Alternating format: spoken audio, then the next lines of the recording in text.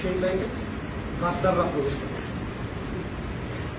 2017 সালের পরে যারা জয়েন করেছে কান্ট্রি ব্যাংক থেকে এখানে আসবেন। পরিষ্কার বার্তা, এস আলমের কোনো মুখ এখানে ঢুকবেন, জান নিয়ে ফিরতে পারবেন।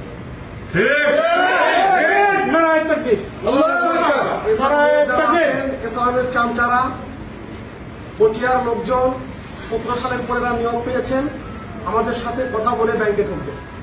যদি আমাদের সাথে কথা না বলে ব্যাংকে ঢোকেন, সবার কাছ থেকে বিদায় নিয়ে চলে যাবেন। রক্তের উপরে দাঁড়িয়ে আপনারা বাপকে ভুলে গিয়েছেন। এই ব্যাংকের বাপ আপনাদের শেখ মুজিব, আর শেখ মুজিবের বেটি আপনাদের বাপ হয়েছে। আপনাদের বাপ নাই, আপনারাও থাকবেন না। ইসলামী ব্যাংক চলবে আরবি হরফ আলিফের মতো সোজা। ব্যাংকের প্রতিটা রক্ত আমাদের রক্ত। এই ব্যাংকে আমরা ঘরে ঘরে গিয়ে ব্যাংক বানাইছি, আপনারা বানান নাই।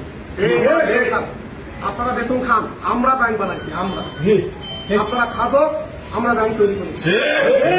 7টা ব্যাংক চালাবেন। 17 সালের পরে যারা নিয়োগ পাইছেন একজন ঢুকবেন। পরিষ্কার বার্তা দিয়ে দিলাম। 2 নম্বর কথা, যারা যারা এতদিন পর্যন্ত গালাইছেন, ছেলেদেরকে অপমান করেছেন, ভিক্ষুকের মতো তাড়িয়ে দিয়েছেন, একজনও ঢুকবেন। ঢুকবেন। এতদিন পর্যন্ত যারা যাদেরকে অপমান করেছেন হাত জোর করে ক্ষমা প্রার্থনা করবেন, তারপরে ঢুকবেন। এর বাইরে কোনো কথা নেই, কোনো ফোন দিয়ে কাজ হবে না। যে নেতা ফোন দিলে সে অপমানিত হবে, যে প্রশাসন ফোন দিলে সে অপমানিত হবে। কোনো কাজ হবে না। বাংলাদেশ স্বাধীন, বাংলাদেশ এখন সংস্কার করেছে। আমি আপনাদের কাছে ক্ষমা প্রার্থী। ব্যক্তিগতভাবে কারোর প্রতি কোনো বিদ্বেষ নেই। আপনাদের জেন্টল মানুষ। আমাদের এই লড়াইয়ের জন্য আমরা দুঃখিত। আমরা বাংলাদেশকে ঠিক করে ফেলবো। বাংলাদেশ ঠিক করবো, ইসলামী ব্যাংক ঠিক হবে না। আমরা ঠিক করে ফেলবো। কেমনে ঠিক করতে হয় দেখেন।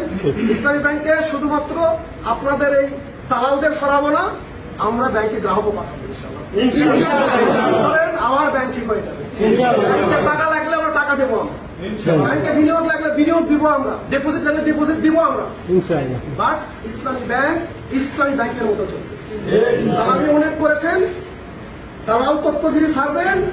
ইসলামী ব্যাংক ইসলামী আন্দোলনের ব্যাংক। ইসলামী ব্যাংকে ইসলামের চর্চা হবে।